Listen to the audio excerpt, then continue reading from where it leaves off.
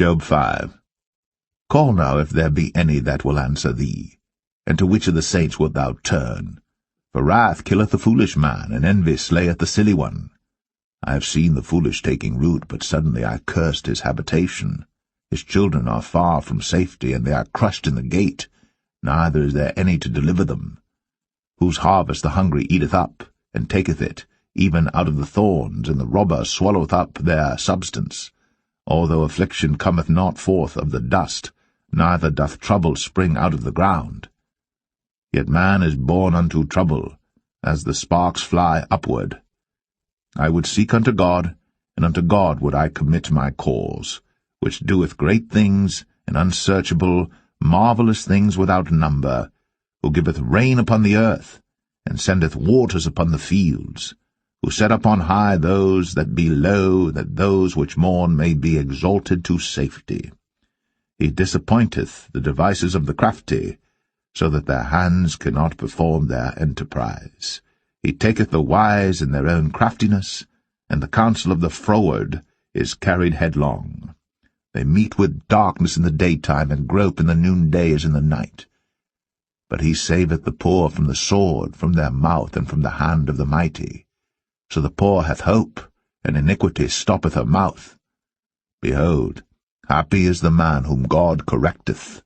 Therefore despise not thou the chastening of the Almighty. For he maketh sore, and bindeth up.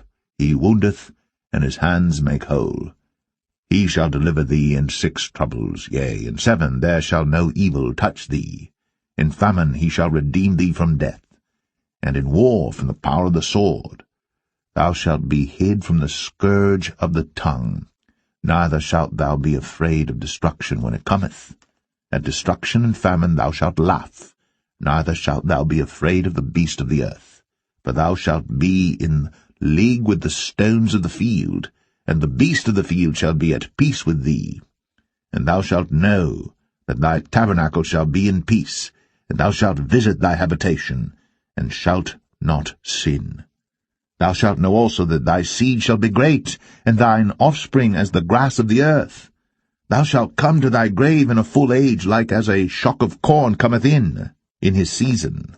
Lo, this, we have searched it, so it is, hear it, and know thou it for thy good.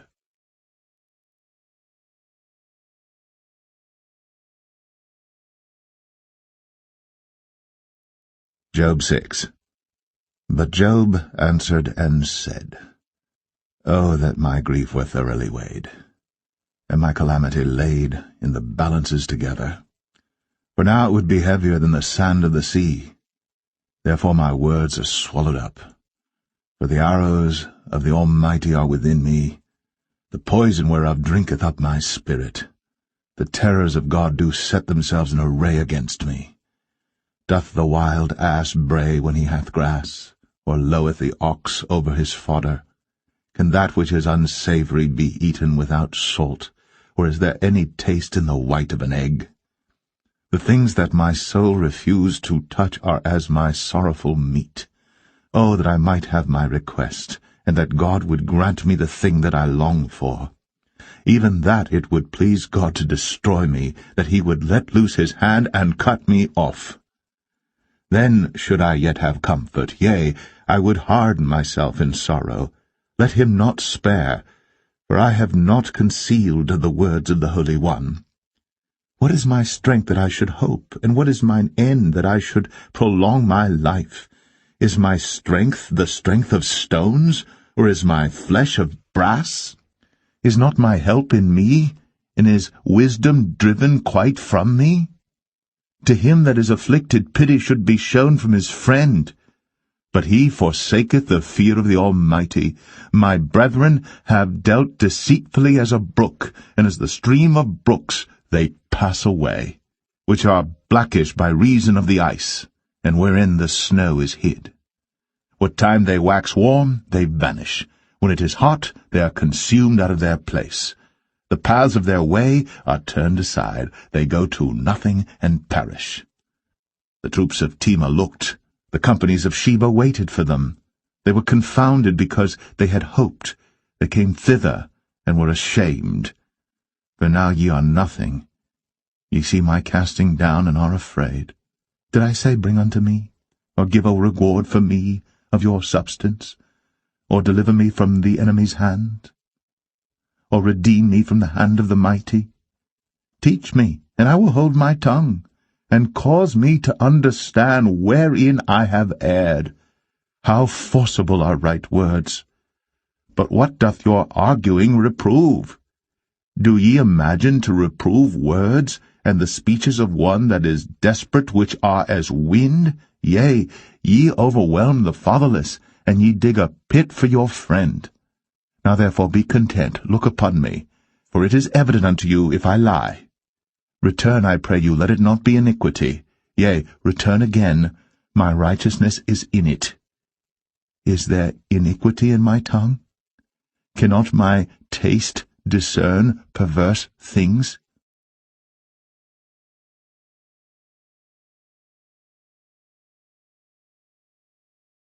Job 7. Is there not an appointed time to man upon earth?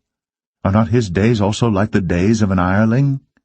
As a servant earnestly desireth the shadow, and as an hireling looketh for the reward of his work, so am I made to possess months of vanity, and wearisome nights are appointed to me.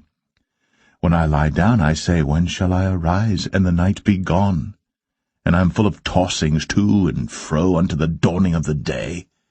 My flesh is clothed with worms and clods of dust. My skin is broken and become loathsome. My days are swifter than a weaver's shuttle, and are spent without hope. Oh, remember that my life is wind. Mine eye shall no more see good.